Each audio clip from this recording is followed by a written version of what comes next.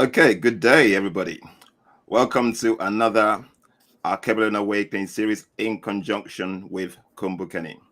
My name, as always, is Ola Deledusumu. I am the co-founder of Emerging Alkebulan, and we are about transforming the minds of our people and awakening the consciousness of our people who have been indoctrinated with Western. I don't know what to say, but yeah, I'll leave it there. Funduku. Western infection. It's an infection. When something is not good for your body, it's an infection. It's not an influence. So, Yeah. yes, the name is Nduku. I am the host on Kumbukeni. Always happy to join my brother in collaborating in this effort to counter the false narrative that Western media and the West have propagated against Africa and Africans, and telling our story from our own perspective. So, and looking forward to this conversation again with our brother Terry Jackson. Thanks, It Funduku. is, Okay. yes. Yeah, sorry, Terry. Guys, as always, we have a guest. His name is Terry Jackson. He's the author of.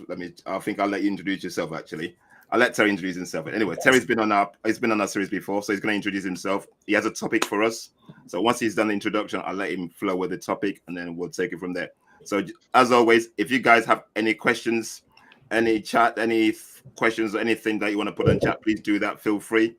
Once Terry's done his presentation, then we'll look through the chats and ask any questions that you feel like you want to ask once the presentation is done. So enjoy this and please share whatever you are. We're on Kumbukeni, we're on Emerging Alkebulan on YouTube, going live. Please share this. Let's get as many people as possible. This is about transformational thinking from Terry himself is a transformation master. So you want to get tuned in. Okay, Terry. Thank you so very much. It's an honor and a pleasure to be on your show again today. And thank you for letting me extend the topic of transformational thinking. As we've known and as we've seen, on the continent of Africa, there's a lot of things that are happening. We can look at Niger, we can look at Burkina Faso, we can look at in Senegal, and there is a movement afoot or a transformation afoot in which leaders are saying to the West, no longer are we willing to sit by, stand by under your guidance, because for 35, 40, 50 years, and for some going back to the Berlin Conference, there's been no change. You've become wealthy from the resources that exist in the Congo and other countries in Africa.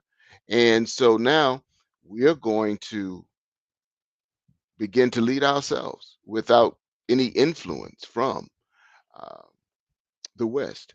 And so, with that, as I observe it from the West, I say, hey, that is a full transformation that's happening in these. So, how does what I wrote apply to and is applicable to what I've seen in Burkina Faso specifically? So, my topic today is dealing with transformational thinking and the five elements of transformation, and actually there's six. And so let me give you what those six elements are, and then I'll go into detail as to what to describe them so you can see, understand, and ask questions.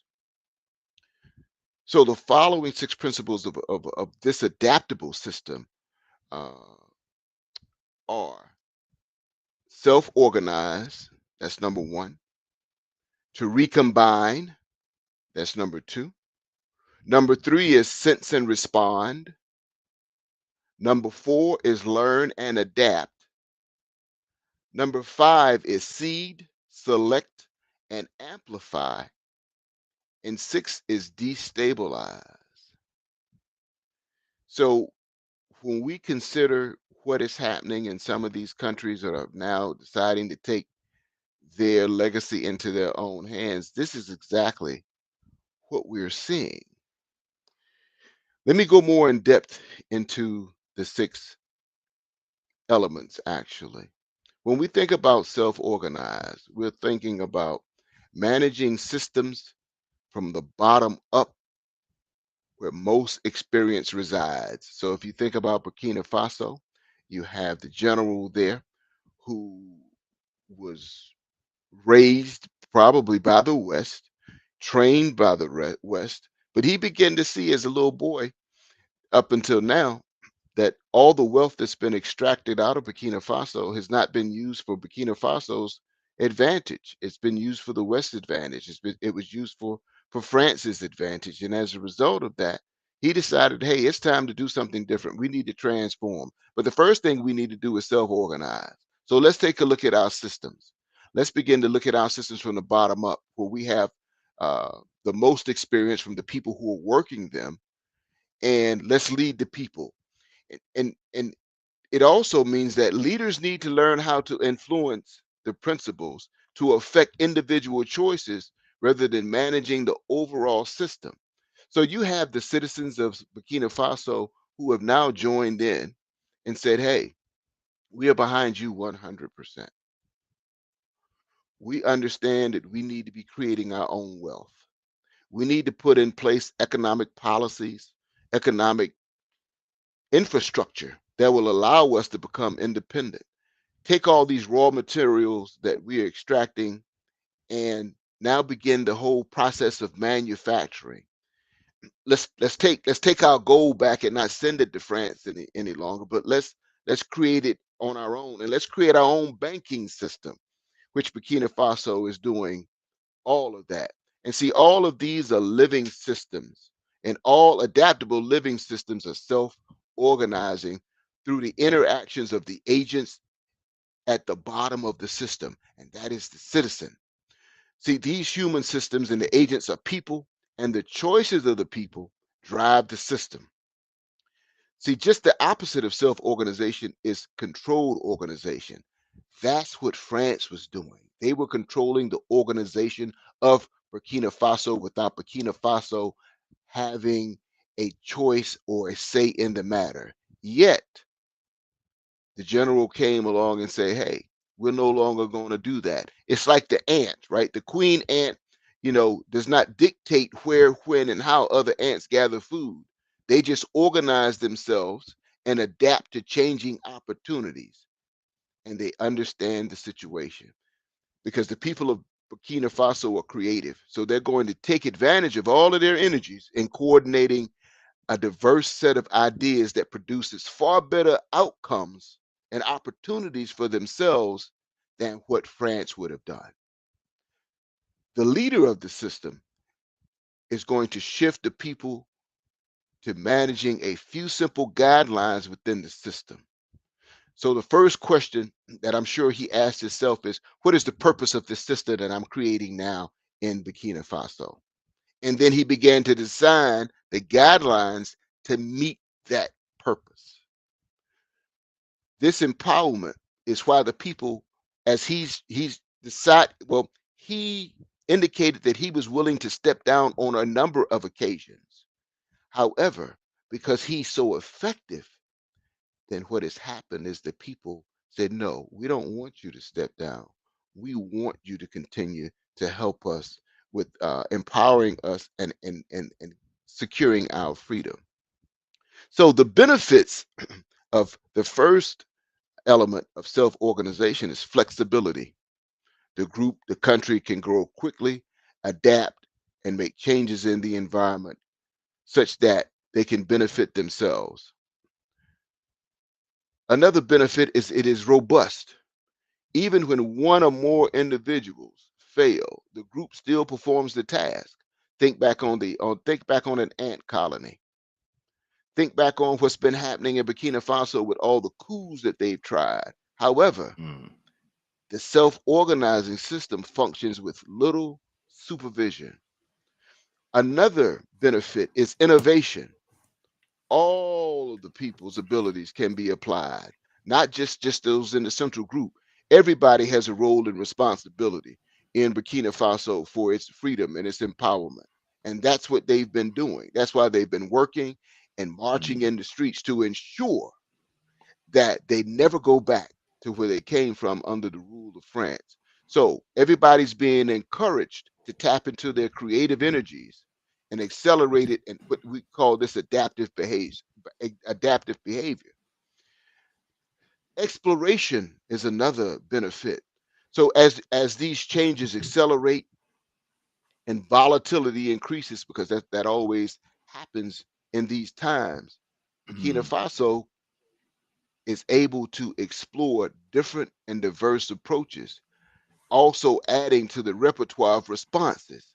So everybody is making a contribution to what is happening in Burkina Faso. A piece of self-organization is extremely important.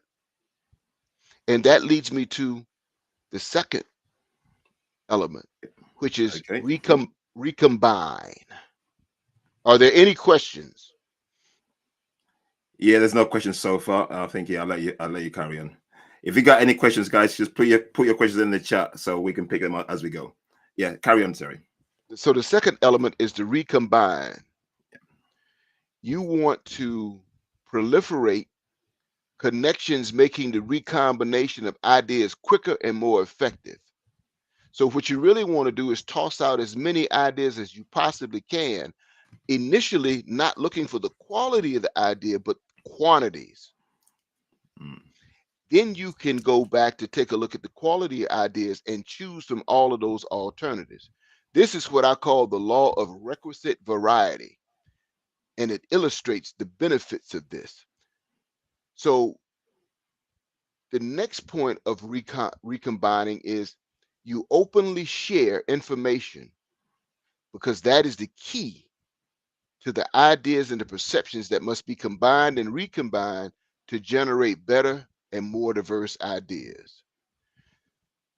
See, this transformational thinking, as I mentioned, is an adaptive system that aggressively seeks ideas not only from the people within the system and to freely share those ideas, but from external sources.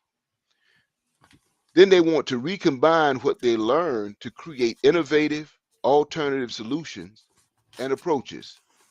The information is potential, and that potential can only be served by the people becoming aware of it, sharing it freely, and including it in their thinking and their creative pursuits.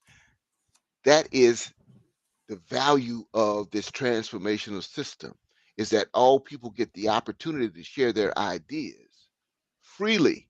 There's what I call the free zone, the free thinking zone. And as they share ideas, then they begin to vet the ideas or examine the ideas to see which ideas are most effective and continue to do that. So it opens the dialogue between all people. See, recombination is the primary source of innovation.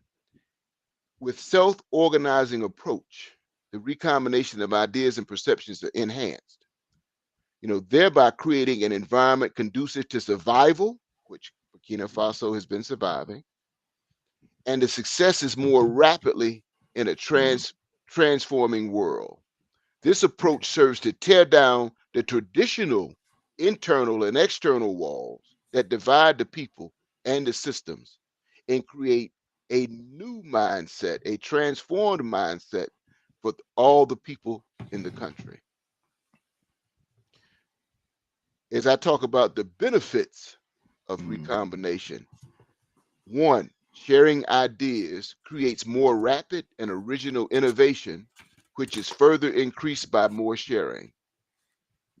Two, it increases the diversity of ideas, generating greater response repertoire of possible responses to ever changing circumstances of converging thoughts and experiences.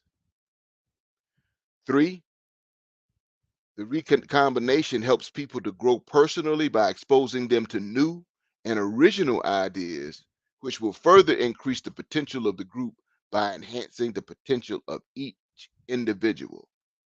So, as you talk about individuals and personal development, this transformational system, it's embedded in that.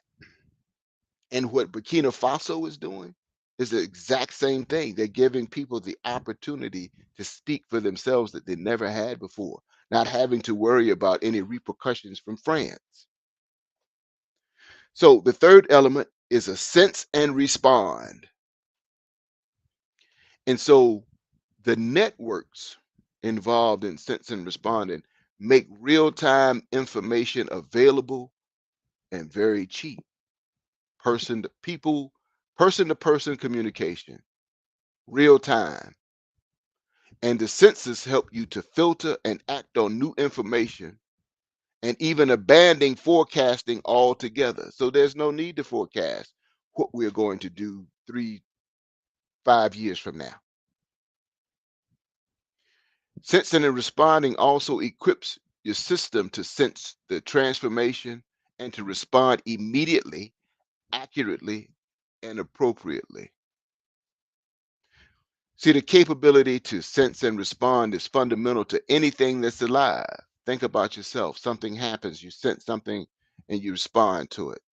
You make an adaptation immediately. Imagine if you were bitten by a predator and you felt no pain. Think about that. It's far better to sense a snake before it strikes than after it strikes. See, the sunflower is so called because it senses the location of the sun and it responds to it by following its movement across the sky and benefits from the extra solar energy available to it. Now, while in today's global environment, this can apply to the use of new and emerging technological breakthroughs. The same principle applies to our most valuable resources, our people. And so Burkina Faso is sensing and responding each and every minute of the day, the transformations that are happening internally as well as externally based upon how they have chosen to liberate themselves. So we need to be able to adopt a sense and respond culture in this transformational and adaptive system, and it enables you to do so.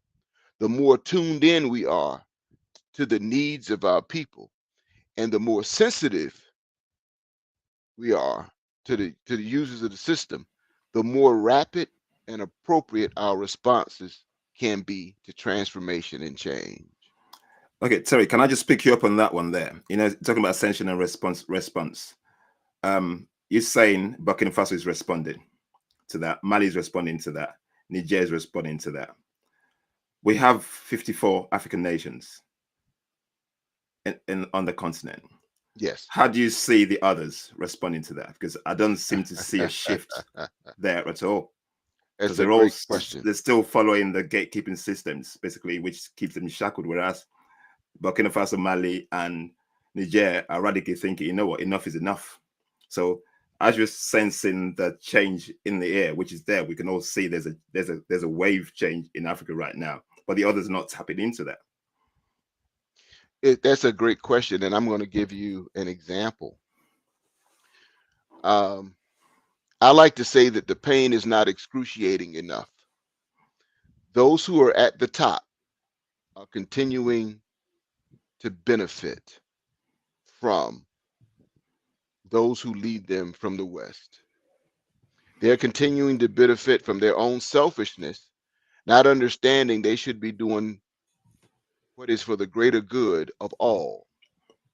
But their selfish ways and their ways of making themselves wealthier stands in front of liberating a people. There's some fear that exists because they don't know where they would be or what position they would have if this transformation occurred in their particular country. You know, I remember hearing this guy tell a little joke, and he said he was a mailman and he delivered the mail every day. And as he went up on this one man's porch, this one man would be sitting in a rocking chair, and there was a dog that was always laying beside him.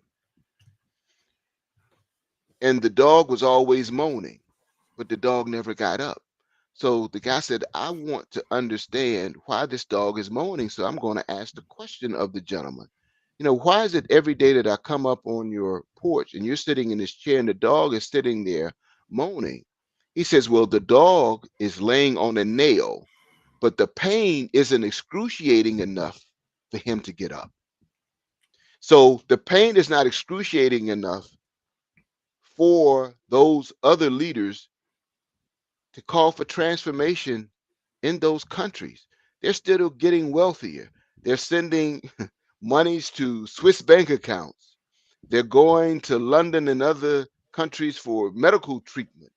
They are feeling still good about themselves, not understanding the wealth that they could create from the minerals that exist within their own land if they just added some manufacturing to it, if they had some sincere economic policies that they could implement. And it should be whatever country first, Africa first, right? But the pain for them, there's no pain. So if there's no pain, there's no need to change. Let me Mm. give you another example. And I like to give the example to really understand the distinction between change and transformation, because a lot of people use change and transformation interchangeably. Well, let's consider a glass of water. Let's take that glass of water and we look at it, it's in a liquid state. But if I put it in the freezer, now it becomes a frozen state. If I take it out of the freezer and I sit it back and let it thaw, it becomes liquid again. So what I'm saying is change is reversible. Change can be reversed. Let's consider transformation. Let's look out into nature and let's take a look at the caterpillar. At some point in time in the caterpillar's lifespan, all of a sudden it goes through this messy middle in this cocoon and comes out the other end a butterfly. That butterfly never becomes a caterpillar again. That's what transformation is. And so these countries need true transformation, not change. Because you can have one leader in change who comes in and says, we're going to change things. And the next leader come in and guess what happens? He goes right back to what was. All you have to do is look at Israel. Let's look at Israel before Netanyahu came back in. Israel wasn't as aggressive or assertive, but we remember the times before when Netanyahu was there and he was aggressive and assertive. Now he's just restored the same type of mentality with even more intensity. So let's make sure that we understand a clear distinction between change and transformation. I like that explanation because when we think of the African nations, they changed through independence, but they did not transform, which is why they're still under colonialism. Absolutely. Yeah. So in the sense and respond, the benefits of sensing and responding is one, it decreases the response time in all areas. It allows all the people to meet the needs of using quick ideas, effective and efficient ideas to transform the situation. It allows individually self organized groups of people to develop their own strategies to respond to which they can create new and improved responses and share them. Three, it creates greater sensitivity of the people to their environment, which also increases their ability to respond and increases their ability to transform and survive.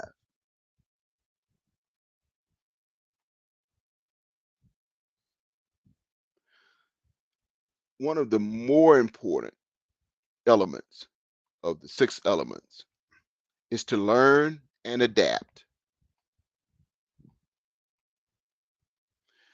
Number four, learn and adapt. After feedback on what happened when you sensed and responded, you learn from that experience and you incorporate it in your new repertoire of responses. So you sense, you respond, you learn, and you adapt based on the results that you received from sensing and responding. And two, it allows you to close the feedback loop to create potential for continual adaptation.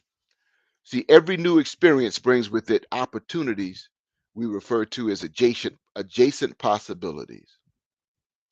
For years, many of the experts have said that if you are aware of the importance of a learning system, but you haven't taken the step further in order to become truly effective in your environment by not learning, sensing, adapting, and responding, what good does it, what good is it rather? We must take the ability to learn from sensing and responding and use it to adapt. One of the most powerful concepts and a lot of what's used in business, and the Japanese used it very effectively. It's called Kaizen, Kaizen. It means continuous, constant, incremental improvement, step by step, little by little. When we engage everybody in this constant, continuous, incremental improvement, we get every individual in every system involved in the process of transformation. They begin sensing and responding, recombining what they sense, they learn and adapt. That's the goal of this transformational adaptive system. That's the goal of Burkina Faso and any organization or country that's getting ready to go through transformation or decides that that's the route that they want to take. They want to be able to transform and be able to sustain it by using these tools. You install what is known as a 360 feedback, meaning that everybody has the opportunity to give their thoughts around what's happening, that clear communication, the sharing of ideas. Everybody knows what's going on and what's happening. The benefits of learning and adapting. It gives a greater repertoire of possible responses from all of the people or the system or the organization. Two, it provides feedback on what is sensed and responded. And three, it creates an environment of continuous incremental improvement. As we can see in Burkina Faso, we're seeing a central banking system being set up, not the Rothschilds banking system. We are seeing where they take control of their gold, um, and all of their resources. They're building manufacturing facilities now that will enable them to produce finished goods to be able to sell to the global marketplace, which will create jobs that ultimately will improve the quality of life for every citizen there. And this is what the West didn't want, don't want. And this is what some people, when you're talking about being held accountable, that's why some of the leaders who are there, they don't want to be held accountable. So they're not willing to go through this process of transformation to ensure that the greater good of all in their country um, benefits. The fifth element of transformation is seed, select, and amplify. I'll say that again. Seed, select, and amplify. And what this means is you're going to test many diverse options and you're going to reinforce the most effective ideas by implementing them first. And what this also encourages is curiosity and experimentation. So there's not a initially in this particular element, there's not a lot of planning, but it's the curiosity, the experimentation to see what is going to work best for the organization, for the country, for the society. Terry, can See, I just interject there? So in yes, this process, that means they're allowed to make mistakes. absolutely. Thank you. That's how you learn. Yeah, Uh, the word fail or mistakes I don't like. What I like to say is I learned what not to do. brilliant. I learned Thank you. something new. I learned something. I got a result that wasn't the result that I wanted, but I may be able to use that result down the line. But my curiosity and my experimentation drove me there. Now I see all of these different options from different perspectives, and I'm able to choose the best. Okay, I'll let you carry on. Yeah. Nature deals with self-organizing systems by rewarding effectiveness with the opportunity to do more, to get bigger, to breed more. This was really what Darwin called selective pressure. The most adaptive species propagate freely. For instance, let's take a look at coral reefs. Coral reefs produce and launch thousands of spores into the environment, and they trust that the natural selection process will weed out the weakest or the least adaptable. Its solution, it is solution by evolution rather than solution by design. So as we begin to build an economic foundation, what this is saying is, as we build through certain industries, we'll understand as certain industries grow, as people begin to share information, are more innovative and they're effective, certain industries will just die out and new industries will step in and take place and form new products and new services that'll be more effective for the people. See, today, what happens is, and I'm going to say this with some of the older leaders there on the continent, they rely too heavily on prediction, planning, and forecasting. That traditional budget, you know, uh, the traditional year in and year out that they serve as the president of the country. They Not don't, really. sorry, Terry, they don't Oh, go even do ahead. it for themselves. It is the West that tells them. The West does the predicting and all that and tells them, this is what you're going to do. Absolutely, absolutely. And so those are the types of leaders that the people have to find a way to remove, vote them out, or whatever is necessary. Or, as in Burkina Faso, someone rose up from within the ranks and decided that enough was enough. And so the benefits of seeding, selecting, and amplifying, it focuses on a greater quantity of ideas, which creates more quality. Two, it reduces the tendency to plan, which is inflexible, and increases intuitive responses and diverse responses. It allows people to be involved in the creation and the development of new ideas. And I like to say that people participate in what they help create. And last is destabilize. And I thought about this and I thought about putting it Be, first because bef, go ahead. Before you move on to destabilize, and I'm glad because I had deconstruct, so let me correct that in my notes. Destabilize. And a seed, select, and amplify. You mentioned focusing on greater quantity of ideas, which makes it more qualitative. This is something that we don't realize the power of because we have been curated to focus so much on individuality and to think that if we include others in the process, it's going to be taken from us instead of seeing strength in including others. So what you're saying is a good leader of anything, nation or otherwise, brings in all the forget about wise, right? Because we tend to connect wisdom with PhDs and doctor this and doctor that, but all members of community who have something to share so that he has perspective from all over. And you're saying that's a better way to lead because it gives you a bigger opportunity to have a qualitative decision once you make the decision. Absolutely. Absolutely. Talk more about that because I think it's really essential in our community to nurture that mindset. I like to say, um, lead from behind.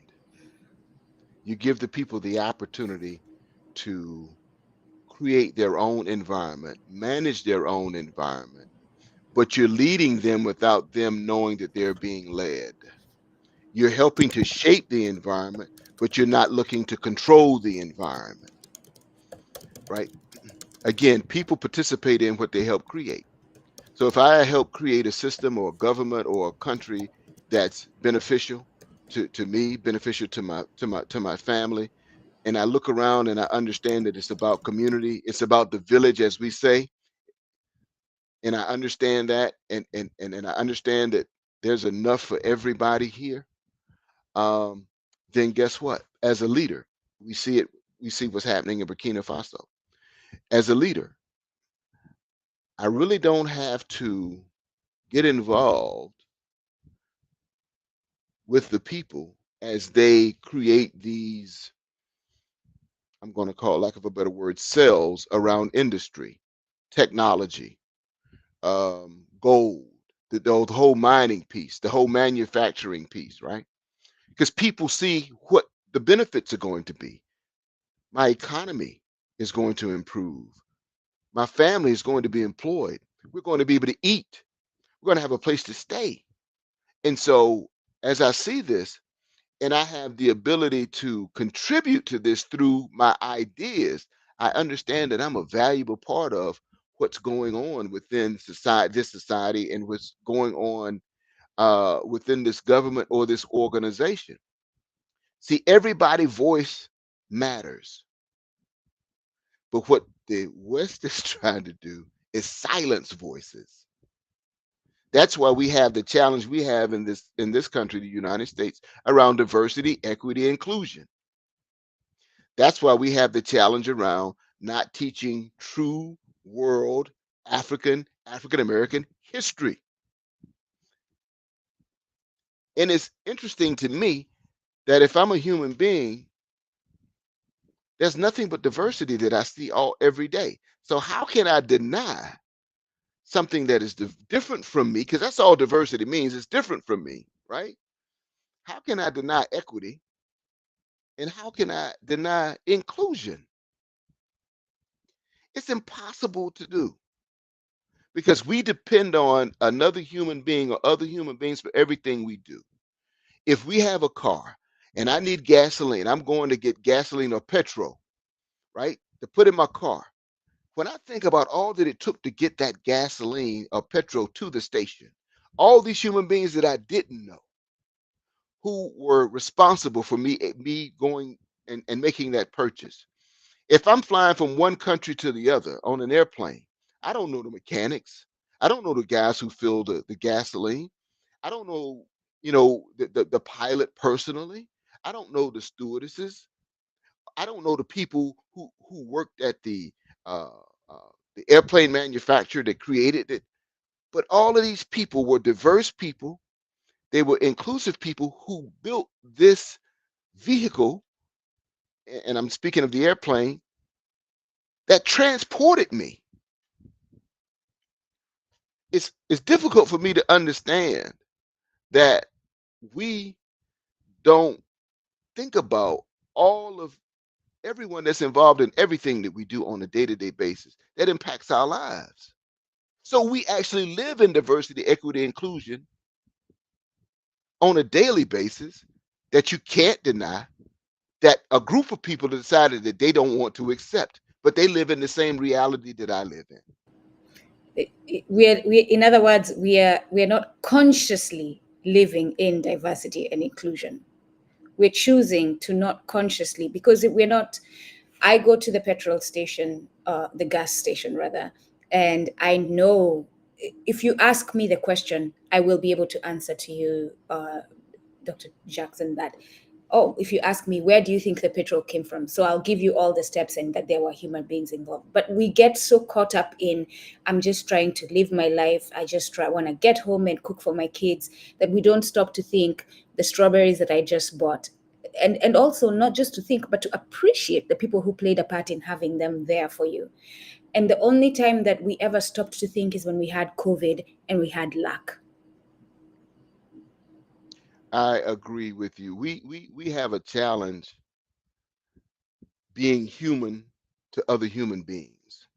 We have a challenge treating other human beings humanely. Um, and until we get back to that, we're always going to have challenges. One of the things that I also say is for Alkebulan to become what it was as a leader in the world, it's going to take the Africans in the diaspora connecting with the Africans on the continent to ensure that it happens, bringing our skill sets from all the universities that we've been to, bringing our skill sets from, having worked in quote unquote corporate America. Um, we can't prosper globally until that connection happens. And so, of course, there are people there on the continent who don't want it to happen because they benefit from it not happening. But it's going to happen. Nature is in charge, right? Mm, And so I agree. it's going to happen, and we see it happening. Yeah. We see it happening now. Let's just think about this conversation. Let's think about this connection. Yeah. I think this connection came through LinkedIn, and we began communicating, and all of a sudden, you asked me to be on the first show, and now I'm on the second show, and we still communicate. I know there are certain things that I may read or look at, and I share with you on your WhatsApp, and you do the same with me. And so with that communication is happening, that familiarity is occurring. So that self uh, organizing is beginning in the whole system. We're walking through it without us knowing that we're walking through it. And we're destabilizing myths and characteristics and stories that we've been told based upon our indoctrination on each other. All of that's moving to the wayside. And we understand. And I told someone the other day, and I'm going to say it this way now. I said it this way the other day, and it was, the most important thing to me is my blackness. So let me say the most important thing to me is my melanin. And I understand that I connect across the globe with other heavily melanated people. Absolutely. Now I will continue. The last is destabilize, and I know you had it down as deconstruction, which is the same thing. You know, the rate of environmental transformation demands internal instability for survival. And I said it demands internal instability for survival. Disrupt the static elements in the system in Say that order. again. Say that again, real slow, please. That sentence. The the rate. rate the rate of environmental transformation demands internal instability for survival.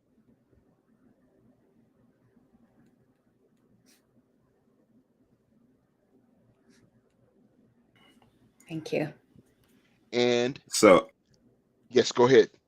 I Go right ahead. presume so that kind of destabilization is what's happening in Niger, It's the Mali. pain. It's the Yeah. pain that we Mali. feel. I'm Burkina Faso right now. And I'll let you carry on, sir. Oh yes, and it is the pain. And it requires that in order to continue to move forward and to go to next levels. And you must disrupt the static elements in the system in order that they be transformed. Now, when you talk about static elements, you're talking about the other presidents of other countries that are static, status quo. If you want to call it that, that's what it is, the status quo. We're also talking about, and I'm going to watch that I don't say anything. I was about to use the C word. We're also talking about the gatekeepers, right? I was Yes, about to use Malcolm X's C word. So, but yes. we're also talking about the gatekeepers. Yeah, I think gatekeepers is a better word because we can get censored for saying that because that happened in the UK recently. So yeah. Yeah. Yep, the gatekeepers. You have to remove the gatekeepers. See, remember this, nothing in nature is static. Everything in nature is transforming all the time. And chaos is a part of the natural world. What we have to do with chaos is understand and see the patterns so that we'll know which way chaos is going.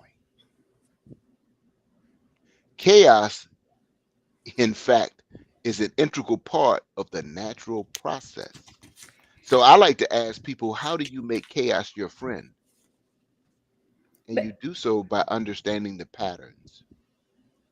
Dr. Jackson, like, please sit with that one for a minute, because from reading and sitting with elders and having also had a little taste of our culture growing up, because I spent a lot of time with my grandmother and elders, we understand that, Africans. And we don't realize that it is Western culture that makes it seem like chaos is abnormal and forces us to detach. And by that, we are actually failing ourselves, because chaos is necessary for growth. But Yes, it please is. say more about that.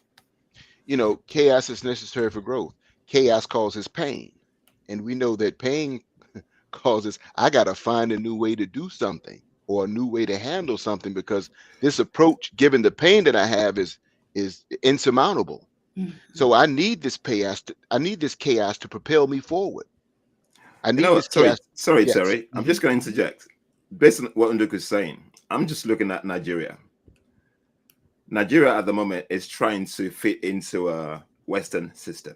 Mhm. They're trying so hard to basically bring everybody in line. Mhm. But the only thing that makes Nigeria function well is chaos. Yes. It's something that we go through all the time. But they're trying to bring everybody in line, and they're failing. Anyway, yeah, I was just gonna say that because when I'm there, I see chaos everywhere. But when things are chaotic, they think things are not normal. But that's what we're used to. You've seen it in Nigeria. You've seen it in other parts of Africa. And to be very honest with you, the Africans in the diaspora, and more specifically, Africans in the United States, we it's been chaos since you step foot on the land. It's been pure chaos, but we have thrived and survived in chaos. And so they continue to try to implement more chaos Mhm. into the process. However, what I see happening is more and more people galvanizing and mobilizing against the chaos and recognizing the patterns and choosing to do something different, right? And so, chaos is your friend. And you just got to be able to understand what the patterns are in the chaos to move forward. So, what destabilization is crucial, and destabilization allows for greater adaptability, because the more you're destabilized or you're deconstructed, the more you have to adapt, which means you have to be more creative, more innovative. You need more ideas. You intensify your thoughts around transformation and your thoughts around what it really takes, to be liberated as an individual or as an organization or as a government. I have a question, Dr. Jackson. Even as Oladele mentions Nigeria, something that we have, at least we need some clarity on. My take is, without the understanding, without recognizing the patterns of chaos and choosing to do something different, that chaos will soon consume you. And I feel that that's where we are, because there's a lot of chaos in Africa right now, Nitsi Ubuntu, but we're not recognizing it, and we're not choosing to do something different. We are going along to get along. And the fear and the reality is that the chaos will consume us. And I feel that, like, that's what's going on in Nigeria. That what they call it, the black crude, right? Mhm. The oil, Mhm. all of the money that's been generated from that, and all of the people in the status quo that's benefited from it, and all of the Western oil companies that's been telling Nigeria what they can do and just giving them crumbs of revenue or income, crumbs of wealth, given that black crude. Because I know that the oil companies of the world are dictating what's happening in Nigeria, Yep. because they're they make them feel comfortable, and comfort has always been the enemy. That's why chaos is the friend. Hey. Yeah, comfort is always the enemy, because comfort is the status quo. But those who are getting fat and happy at the top, that's why they don't want coups to happen or destabilization to happen, right? because they're so comfortable in their wealth. And again, when you understand that what you're supposed to be doing is for the greater good of the people, not the greater good of yourself, but the greater good of the people, then you benefit more than being someone that's, a selfish or trying to maintain um, rulership over a group of people whose time has come. That's what happened in Burkina Faso. Their time came. Someone grew up in the ranks and they saw it and they made a move, and that's going to happen because, again, nature is in charge. In destabilization, just the introduction of a little chaos to a system shakes it up. Mhm. It eliminates complacency and it creates new opportunity. It is like having a crisis in your life, taking remedial or affirmative action to correct it, and then finding that you are stronger because of it. And that's what Burkina Faso is realizing. Hey, after all of those years, we now decided to take care over our own destiny, and we are stronger because of it. We have survived what 8 or 9, maybe 10 coups of those who were trying to continue to rule us, trying to make a comeback, and they have not been successful. And so this is what this destabilization does for a system. It is one guideline that most leaders find most discomforting, is that it creates discomfort. And most leaders don't like discomfort. So how much destabilization is enough? How much is too much? Mhm. Is that differs, right? No one has the answer that fits all the situations. But if you get all the people involved, you can come up with the solutions. Yes. But what I can say is the introduction of destabilization is a healthy step for transformation in a system. And here are the benefits of it. The benefits of destabilization is it produces unpredictable results and requires innovative solution. It can produce ideas that would otherwise not be considered. And three, and this is happening in Burkina Faso, it's igniting passion and it leads people into new experiences and new lives in which they subsequently recombine and share with others. Wow. So, where do we go from here? That's a great question. Great question. Great question. Where do we go from you here? know, I like to. yeah, what have you learned? And understand that the future is really of your own creation, personally, professionally, governmentally, and in these three areas, this is where all the improvement can be made, Mm. personally, collectively. You got to choose the realities that are better than the ones you currently have. And your current thinking is what got you there, but transformational thinking can take you where you want to be. If you want a better future than your present, then you need to apply different thinking, transformational thinking.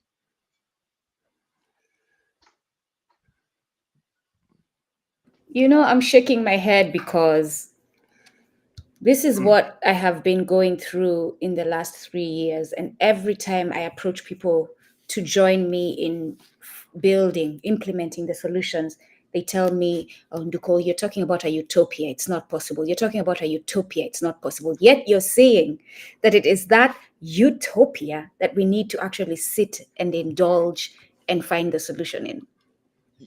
Absolutely. Because I can tell you, if you go to South Africa, there's a group of people who lived in utopia for a long time. Tell them, please. If you go to the UK, there's a group of people that's living in utopia right now because they consider that. If you come to the United States, there's a group of people who live in their own utopia that they build every day, and they're trying to protect it every day. So it is possible to live in utopia. You know what? As you're speaking, and I have teenagers, I'm thinking, does Dr. Jackson speak to in high schools? You need to, this needs to be taught in every school, because I believe this is a way, I mean, bear with me because I get frustrated when to me it's so clear, but I look at the people around me and they're making it so difficult. They don't get it. Um, Maybe they don't this want to get it.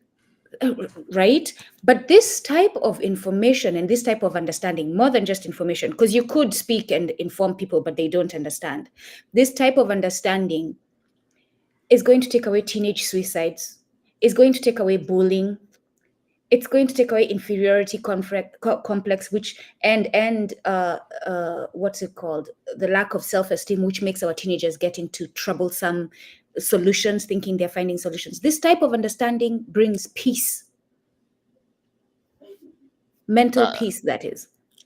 I agree. Mental and spiritual peace. Mental and spiritual peace. Because it is the true understanding of what they don't want us to understand, and that is nature and how we interact with nature on a day-to-day basis, right? And so they remove us from all of that spirituality around nature, because that's where you find self. Exactly. See, I could, as we were talking before we came on, I can take this system and I can apply it across any corporation in the world, Mm. right? I can make it applicable because I understand the foundations of what every organization is seeking to do. Mm. Every challenge that any organization has in this world ties to three things: time, Mhm. team, and money. We call money profit in the corporate world, right? We call Mhm. it profit. But time, team, and money. So you're dealing with human beings, the interaction of how people work, when they work, why they work, the money that the organization is making, the money that the people are making, and team. How do we work together as human beings to further the cause? Time, team, and money. You look at nature and how nature works. Yeah. There's no money really, but you think of the fruit for the trees, right? And the money could be anything that's green that falls on the ground that re-nourishes the ground, that Yeah. re-nourishes the earth. That can be Yeah. considered the money. And the time that it takes for the evolution to happen, right? And so it's applicable across, and these are just general human principles that need to be taught on a day-to-day basis. Yeah. And not just taught, but lived. Yeah. Mm. As you say this, because as you say this, I'm thinking to myself, we need to start going to the forest not to see how we can exploit it, but to learn from it. And it takes me back to the book, The Dedan Kimathi Papers, is a compilation of letters from the Kenya Land and Freedom Army, the Mau Mau warriors, that was put together by Mainawa Kenyati. But in there, he speaks, in their own letters, they speak of how they went to the forest to learn, Yes. to understand the plants, to understand how the plants were working with each other. In one of the stories, one of the warriors is telling a story of how, as they're running from the British and trying to find safe ground, they encounter two rhinos. But because of the relationship they had with nature, they understand that they are in the rhino's home place, and they don't kill they could have killed the rhinos, but they find another path so that they can let the rhinos be. So that sense of being with nature is completely lost from us. Complete. And in fact, when you propose that we return to it, you're called a freak. I'm a big sports fan. And so as I look at sports, basketball, football, and you see these guys make these great moves, these great catches, these great plays. It bothers me to no end to hear the sportscaster say he's a freak of nature. He's not a freak of nature. She's not a freak of nature. They've developed their skill that they have through practice and hard work. The creator, whoever you believe in, gifted them with certain assets, physical assets that they could do certain things. And all of us have certain physical as well as cognitive assets that we can utilize that no one else can utilize. And so none of us are freaks of nature. We're just utilizing a skill set and assets that we've been given to to the optimal ability. So I hate to hear the word I hate to hear the phrase freak of nature. I hate to hear freak of nature. Because if that's the case, then we all are freaks of nature. Because we're not aligned. That's right. That's right. That's right. That's right. So it bothers me to know and to hear that. And normally I'm hearing someone of a different different different perspective and a different persuasion complexion that uses this because we've seen this guy dunk the basketball or run a touchdown and but they forget about all the preparation and all of the training and as you prepare the body and train the body, you're also training the mind and the brain. And oftentimes what's happening is when we're training, we're tapping into something within us we didn't know was there. I like to ask young guys who like sports and they play basketball and they tell me, I hate mathematics. I said, you hate mathematics? I say, do you play basketball? Yes. So when you're dribbling the ball down the court and you decide you're going to take a jump shot, did you ever consider that is a mathematical equation that your brain has already made? You have to go at a particular angle. You shoot at a particular angle. You're running at a particular speed. And your brain is making all of those calculations without you knowing it. The challenge is they're not giving you this mathematical information in a way that you can understand what you're doing. You're doing algebra, you're doing geometry, you're doing calculus. All of that is being calculated while you're on the court playing or while you're on the field running. You just haven't been taught this. When you wake up in the morning and you get out of bed and you put your feet down at a particular angle so that you can stand up, that's all mathematics. We're the mother and the father of mathematics. So we should never say, I don't like it. You don't like it because it hasn't been given to you in such a way that you understand what it is. Yeah, that makes a lot of sense. Yeah. Which goes back to we need to form our own schools where you can teach mathematics in this way that people can relate to it in their daily lives. Because that's what matters.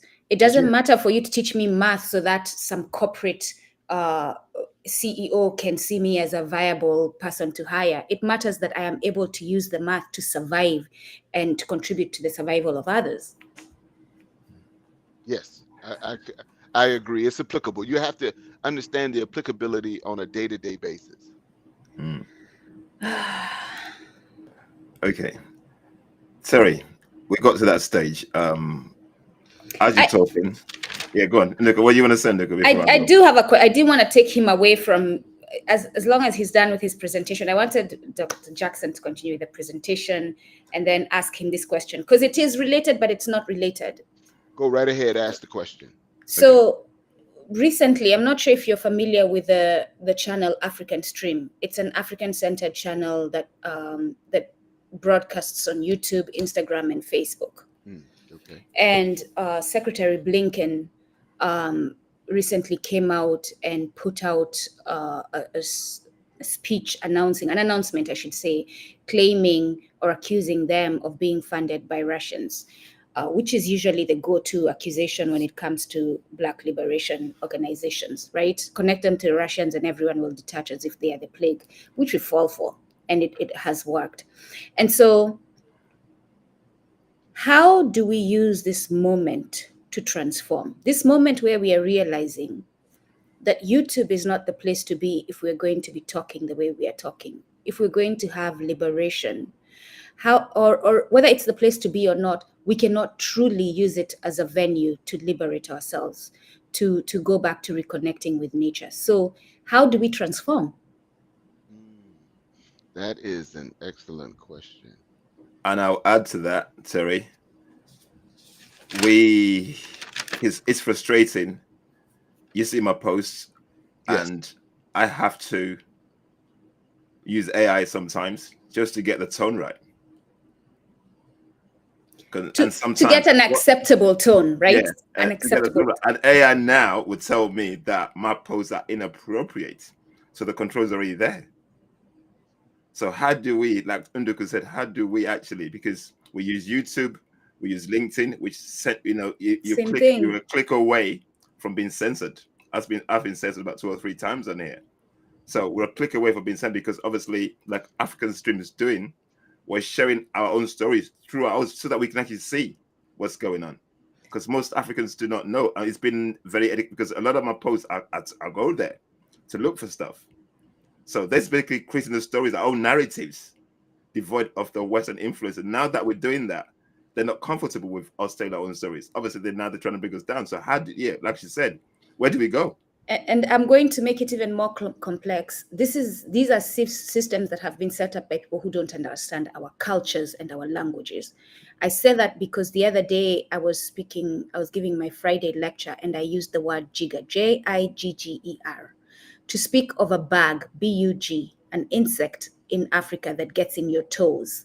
And just using the word jigger by itself, it was blocked. So I had to say the bag jigger, because those who are sitting to create these systems do not understand our culture, do not understand our languages. So how do we transform, Dr. Jackson? How do we transform so that we can do the work? And I'll go back and say this: they don't want to understand. No, they don't.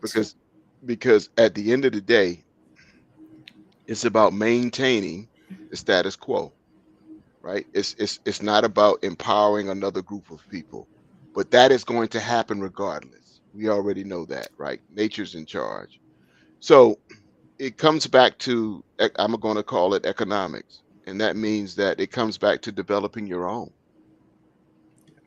We have to get those among us who have the resources to help us for those of us who have the resources, we have to get them to understand the need to develop our own systems, our own platforms, our own manufacturing. Burkina Faso is an excellent example.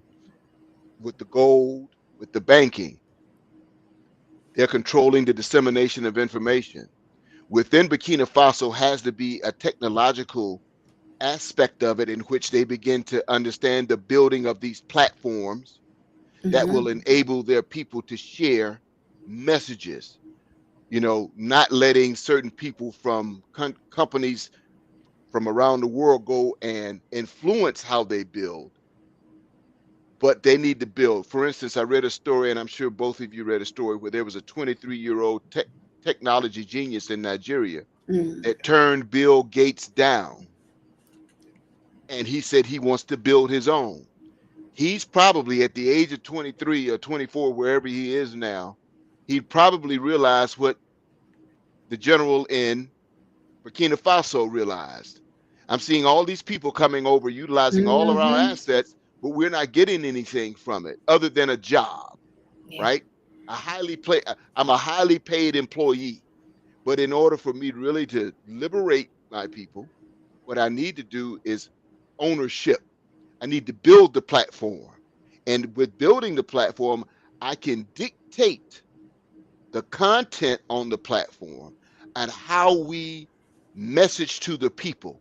Because when you say control the narrative, we have to understand that every narrative is a spin, whether it's a spin favorable to us or a spin favorable to someone else. So we have to control the content so we know what the spin is. We know exactly what we want to produce. We know exactly what we want the results. And the only way to do that is ownership of your own platforms. And there's enough money throughout the continent of Africa to rule all the platforms of media. The question is, how do you get through to the people who have the resources for them to understand? Because Okay, Terry, they're living I'd the like you to status quo life.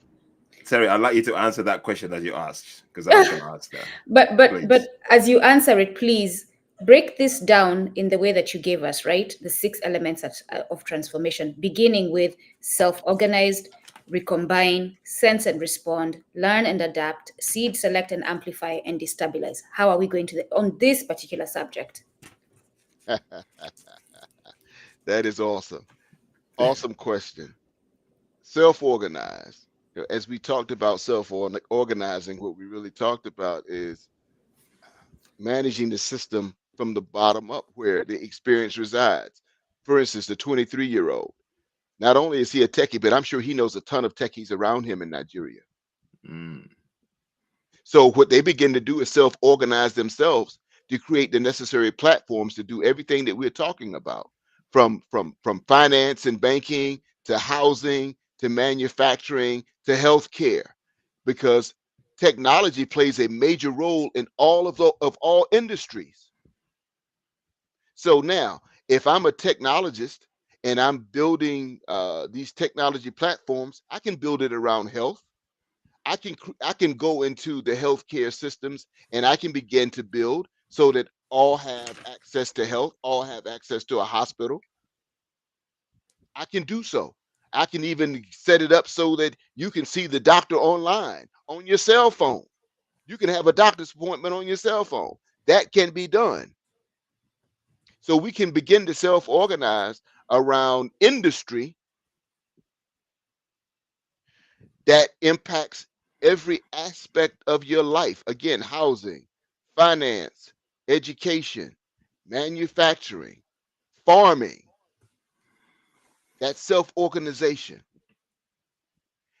As you move from self to from that self organizing to recombine, then what you're doing is you're getting these ideas as quickly as you possibly can, mm, and you're beginning to implement them, and you're showing the people with the finances, what the return is going to be over a specific period of time, so that everyone benefits. Because everybody wants to know, okay, if I'm contributing some money to this cause, you know what is the outcome going to be? How quickly will people have access to all of this?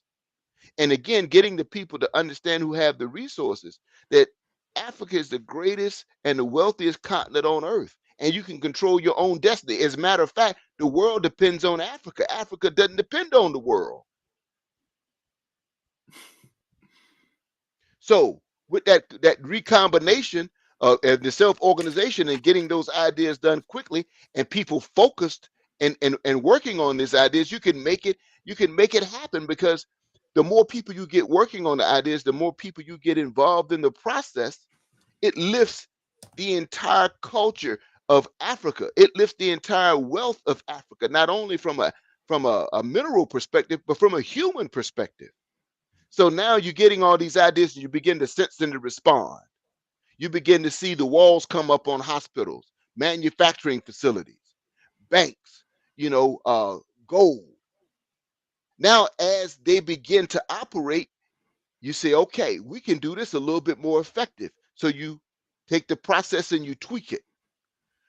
Or we bring new ideas into the process, because we're bringing new people with new ideas and new perspectives, because now that it's up and running, it's a little bit different than we anticipated it being. So now I want to give you some ideas about what it should be, based upon what we thought it should be now that it's operating.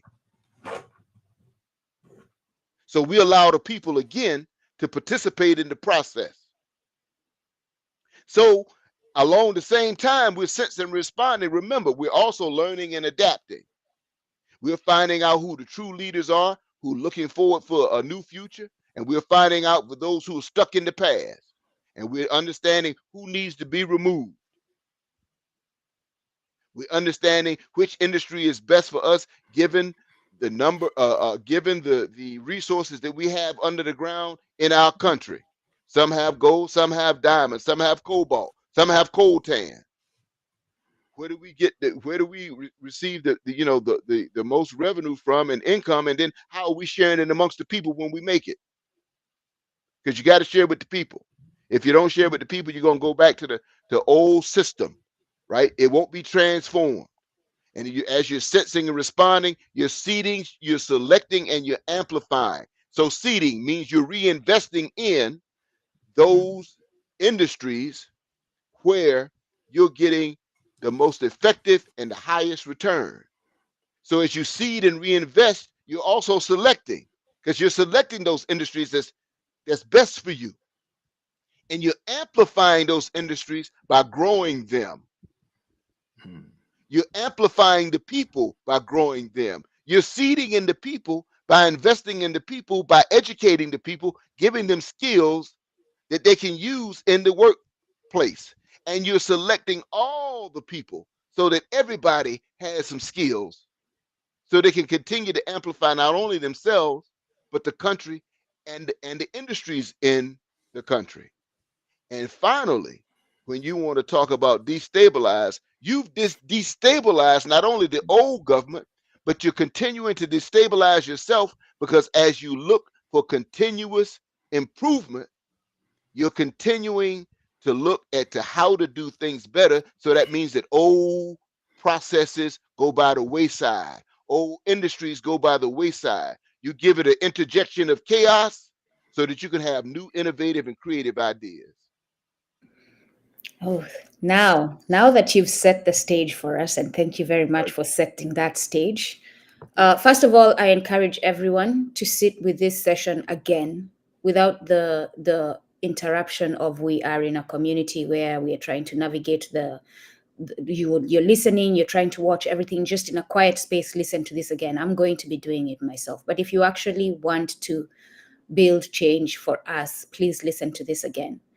But also, I will say that we are planning, myself, the Imagine Alkebulan, Bongi Ubuntu, and we're going to be inviting other One Ubuntu organizations. So for those organizations we haven't reached out to, this is your opportunity to reach out to us. You're welcome. For us to do exactly what Terry Jackson is telling us. In December 15th to the 17th, it's going to be a virtual conference. For us to come together, we will have self-organized between now and then, for us to come together and give a quantity of ideas and use, first of all, ourselves, the multitudes of us, to come together and together analyze the issues, the barriers, the walls, and then give a quantity of ideas so that we can have a quality of solutions to walk away with and implement. So I am reaching out to all of you to show up for that virtual conference. We will start putting out the announcements soon, so that, because again, this is not about popularity. This is not about growing likes. This is not about having followership. This is not about being famous. This is about liberating ourselves. This is about finding solutions, because I, for one, the pain is too much for me. I'm tired of seeing announcements about police shootings, attacks on Black people. I am tired. I am tired on seeing a society where we don't value each other. Because as much as we think that it's okay to walk around in this society, it is eating up on those of us who are aware. Those of us who have realized that we cannot go along to get along, it's eating up on us. This is why we have an increase in mental instability. So at least we, a group of us are coming together. I don't know who else is. And if anyone else is and they're hearing this, join with us and see how we can all come together for this virtual conference so that we can analyze, we can give ideas, and we can find solutions, and we can start implementing them. And I'm going to give you 5 questions around that. Write Thank these you. down. Write these down, please. The first question is, where do we want to be? That's the first question. Where do we want to be? The second question is, how will we know when we achieve our outcomes?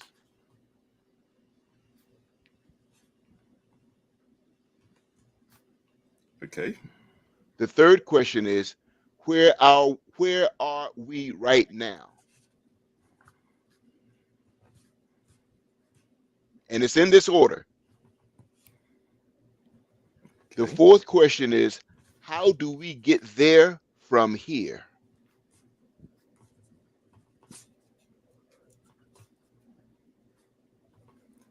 right. 4. Yeah. And the last question is, what is changing in our future environment that will affect us?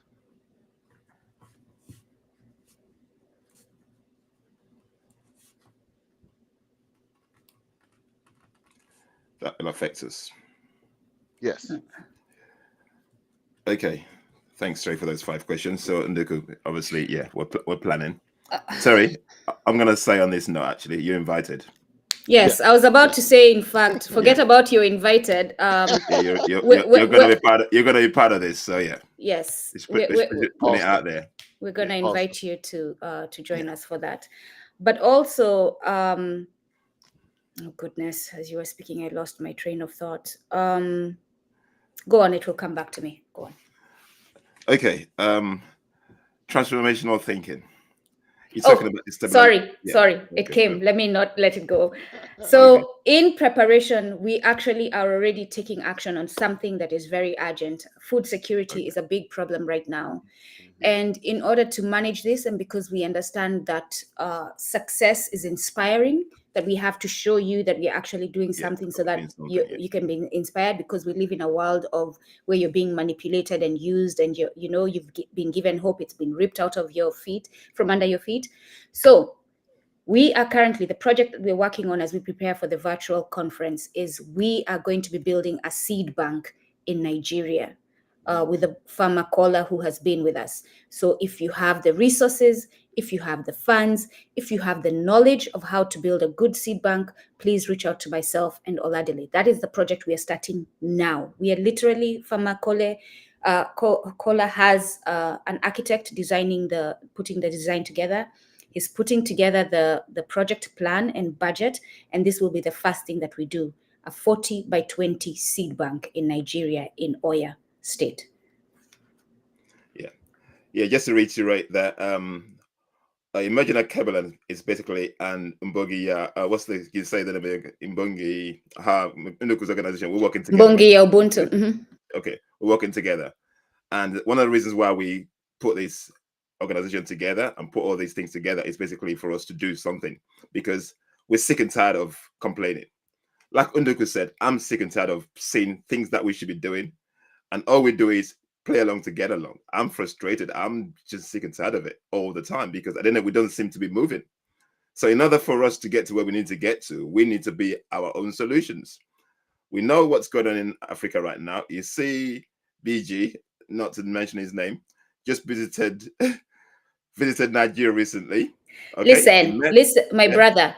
In order to have our people not step on the snake and get bitten by it, you have to describe the snake exactly how it looks like. So name the name and describe the person so that they know who you're talking of. Okay, I'm talking about the philanthrocapitalist himself, Bill Gates.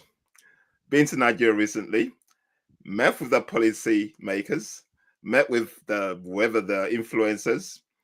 Even on this LinkedIn, I've had some policy makers in government with him. I basically reached out to these people. And this is a challenge we're facing. So, in order for us to actually get away from that and stop being frustrated, that's why seed bank, food security, and because of the dangers of GMO and the diseases that's going to happen, because we already see what's happening in America, we see what's happening in the UK, Africa. If the effects of that thing hits us, and it's already happening in South Africa right now anyway, and Zimbabwe, but the mass effect of Africans, God help, we don't know what's going to happen to us, but it's going to really mess us up big time. And they're pushing whatever way they can through policy making. As you see in Kenya, they can't even share seeds anymore in Kenya. So they are doing everything they can to basically get us.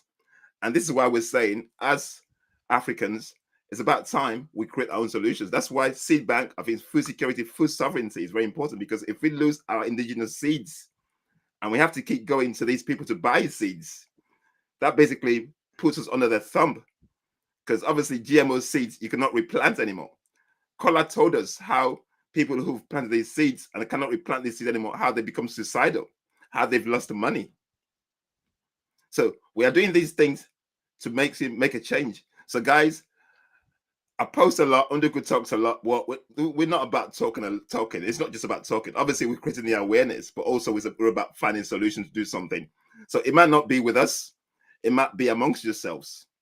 We need to get away from the way the West doing things, the Western way of doing things, the education, everything that you've taught is Western. For Africans, it's not a solution. It basically moves you away from who you are as an African person. If you think you got the PhD, sorry, I know you got a PhD, but at least you're using yours for the help of others. But we have so many letters behind people's names, and they use that titles to define themselves. They find value in those titles. But if your Africa is not working, what's the point? So that's basically what we've got Terry here today. We're about transformational thinking. Transformational thinking means change. It's not about change, it's about the transformation behind the change. That's what that's actually a good segue, Oladele, yeah. Where please, Dr. Jackson, make it very clear what transformation means that is not change, please. I'll use the example again. I think sometimes people learn better with the example, and I use the example of water in a glass and sitting on a table, and it's in a liquid state. You put it in the freezer and it freezes, so it changes state. It becomes frozen. But if I take it out of the freezer and I sit it on the table, it thaws out. So it becomes liquid. That's change. So that means change can be reversed. We're not looking for reverse. When we're talking about transformation, we're looking about making a pancakes with that water. Yes, we're talking about going in a direction that's a journey that where you never reach a destination, you continue moving, but you continue improving at the same time. See,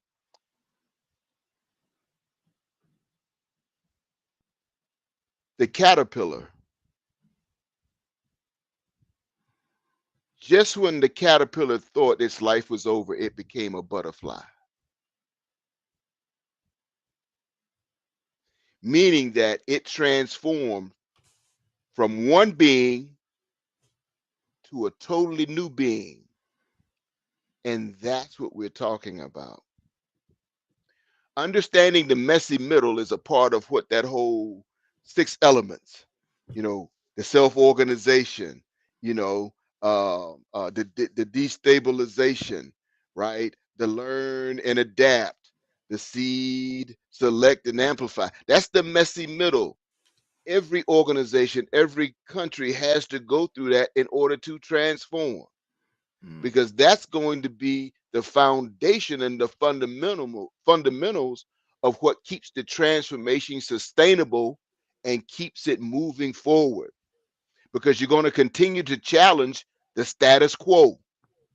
Status quo doesn't exist in transformation. Static elements don't exist in transformation. Comfort doesn't exist in transformation. It's what is for the good of the people. And what might be good for you today might not be good for you 5 minutes from now. But we understand, we analyze, and we keep moving. We never go back. That's transformation. Thank you. Becoming a new being, a new entity. Have you ever seen a friend? Have you ever had a friend that you knew him maybe 10 years ago, and you run into them in 10 years and you see them and the exterior looks the same? Mm-hmm. But when you have a conversation with them, you're like, wow, this is not the same person that I knew 10 years ago. That was a transformation. However it went, whichever way it went, that was a transformation. I have friends on both the good and the not so good that I've seen, and I'm like, that's not the person I knew 10 years ago. A transformation happened. Some of the transformation is intentional. Yes. Some of it's unintentional, because nature takes its course. You remind me of Malcolm X as you talk about that. He had a major transformation. He did not intend to go to prison. He ended up in prison. And that change That's a trigger. inspired transformation, huge transformation in who he became. It was a part of his process of evolution. He spent those years there, but when he came out, he wasn't the same. No. Nowhere near. And so I call him the greatest transformation that I know in seeing him. Because when he came out, it was about the greater good of the people. Yes. It wasn't about Malcolm Little.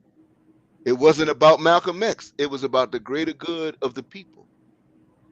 And obedience to his teachings. Mm-hmm. I appreciate you so much today, Dr. Jackson. Thank you. This was very much needed. Thank you. It was an honor to be here. Thank you very much, my brother. Oh yeah, just before I ask you the question, because I have a question for you from a last guest. And the title, by the way, for those who are asking, is right there. If you can see the 4 images, the one is a book cover. That is the title of the book. Yeah, that's Terry's book there. And anyone who has appreciated Nduku and wants to buy the book and send it to me, you're welcome to do that. Anyone who appreciates the work that I do and understands that I'm not in a position to afford the book, if you want to send it to me, I will not stop you from doing so. Go on, Oladile.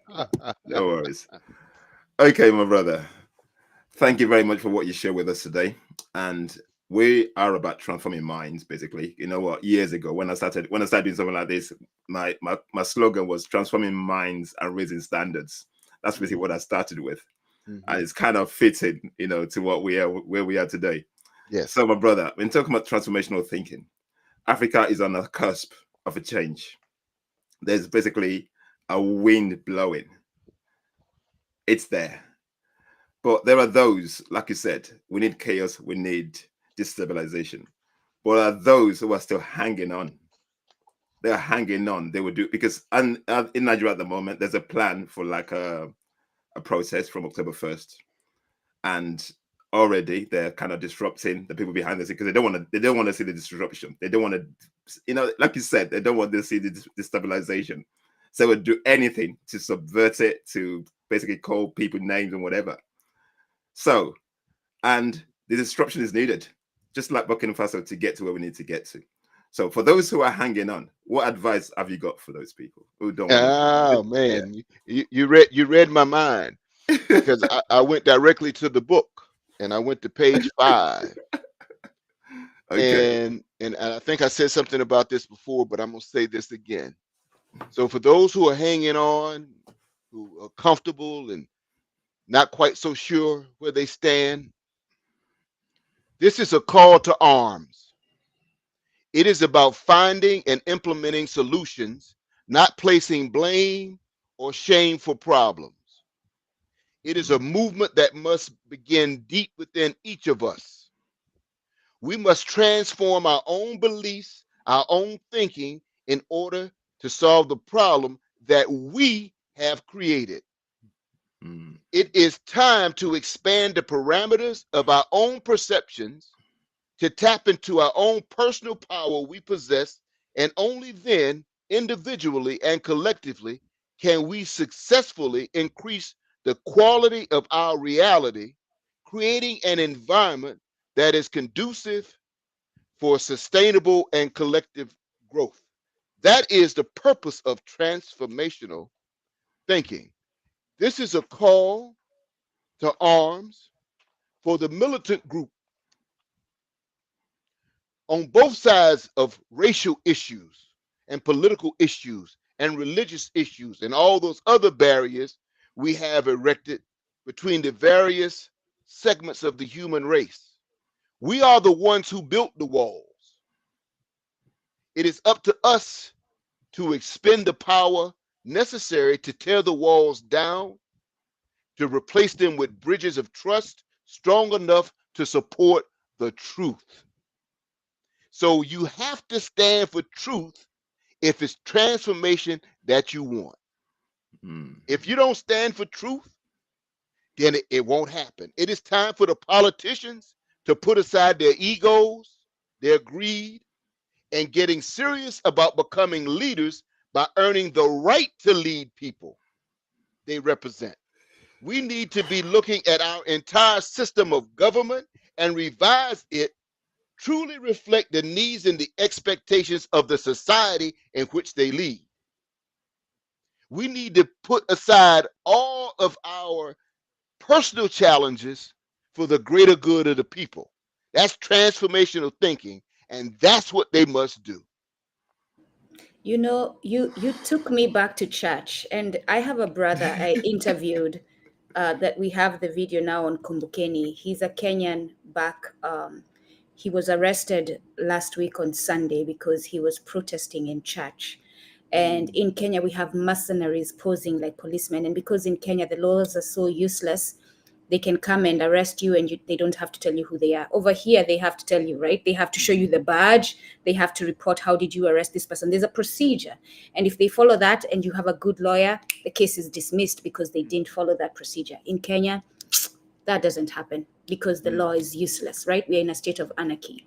But the brother, all he wants is he's asking the church, if you're going to allow politicians to come to church and spew their lies, give us, the people, 20 minutes to inform our fellow brothers and sisters of how we should move forward. The thing you just read right now, and please tell us what page it is when I'm done talking, is what needs to be said every Sunday. Like I was like, okay, this needs to be a verse of the Bible that is read to us every Sunday in those 20 minutes that our brother is asking for. Because this is what will make us stop. When we go to church, unfortunately, and we are talked to about the Bible, because it is the same book being repeated for so many years, we become numb to it. And we're just showing up to church, listening to the same thing and going back and going about our day. But if we change what is taught every day based on those teachings, but to relate it to real life, which is what you just read, I believe that people will be more receptive of it. So what page is that? That is on page, it begins on page 5, and it actually goes to, let me see, page 5, and it ends on page 7. Okay. And now, yeah, that you've said that, I'm gonna go to page 13. And I'm gonna read this little piece, and I know we have to go, but I want to read this piece here. But That's before fine. before you read it, I will also Yes. put out a call to action. Before I was joking, I wasn't actually joking, but I said it tongue in cheek that someone should buy me the book. But myself and Oladele are connected with people on the continent, and as I see some of you in the chat, and this is something that it's my duty to say this: if you are a person of means and you can buy these books and you want them to get to people who you don't know on the continent but who would benefit from them, reach out to us, tell us how many books you want to buy, send them to us, and we will send them to you, and we will give you the confirmation for who they have reached and their thank you notes. So if you want to buy books for people on the continent who cannot afford them, reach out to myself on the Ladele, buy the books, and we will send them to the destination. Thank you, Dr. Jackson. You're welcome. This last piece I wanted to read, I think I said it the last time we were together, and it is, Oh, it, brilliant.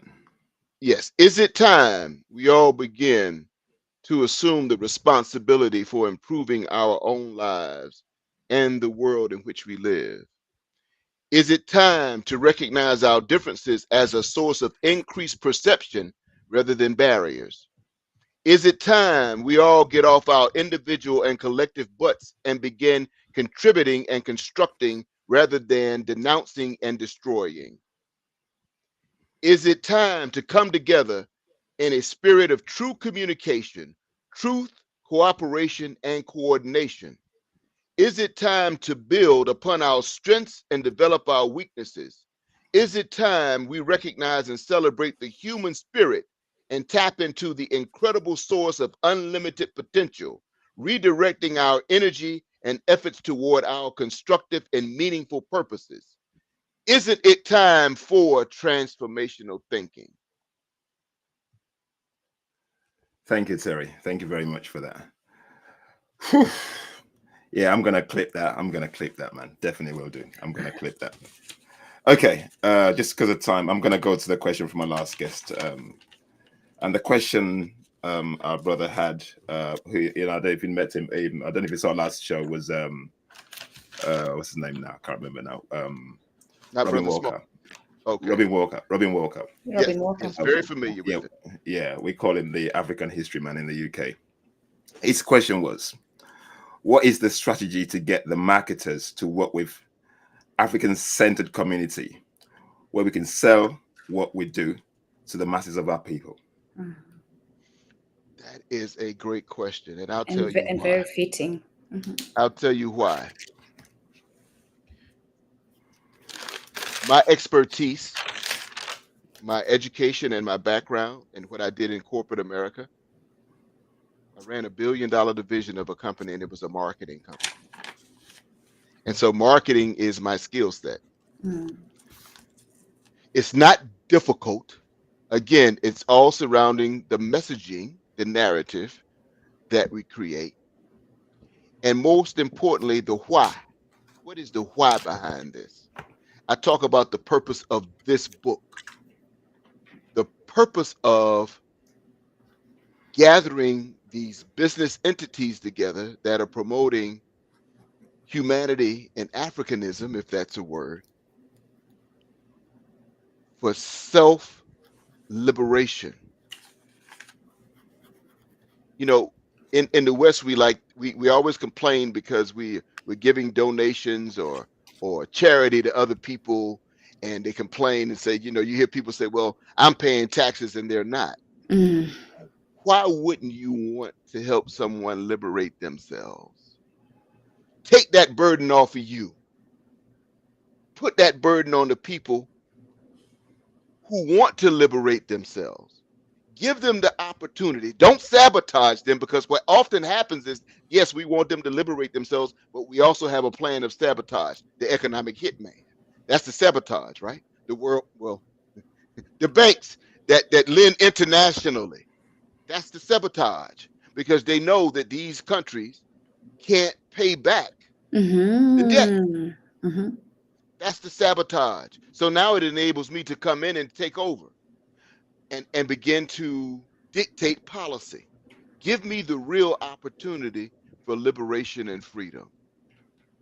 Help give me the real opportunity to be able to self-organize in the industries that we know we can dominate.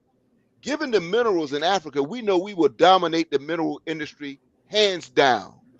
That domination in and of itself will enable us to generate the products and the services that we can market to create wealth for the entire continent of Africa. For instance, I gave a presentation to the ambassador of Liberia in 2011 on aquaponics. Why? Because there was food security issues. They weren't able to come up with the funding to make it happen.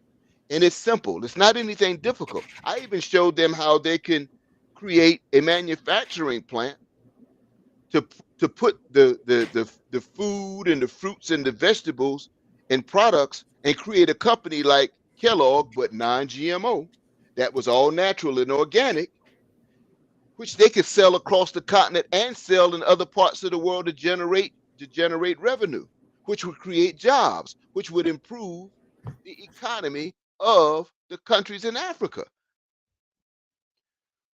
The powers that be have to understand. So most of the powers that be in Africa have to be removed. It's just that simple. They have to be voted out of office. But to market it's not difficult. It's not difficult because we have more melanated people in the world than non-melanated people in the world.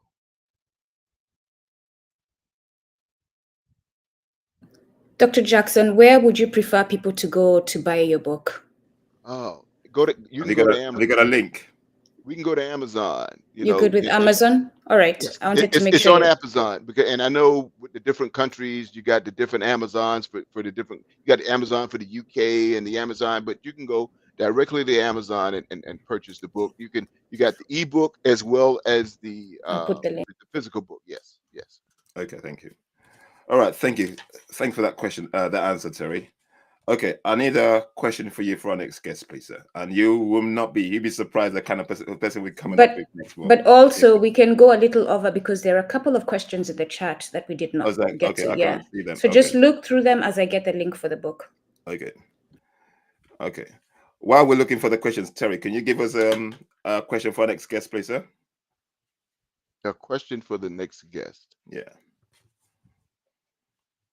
That's a great question because I don't know who it is, what they specialize in, and Yeah, so that's the whole Which point. is always the beauty of it, because the question you received today was so fitting for what you just taught us, and it's for some reason they always seem to be fitting.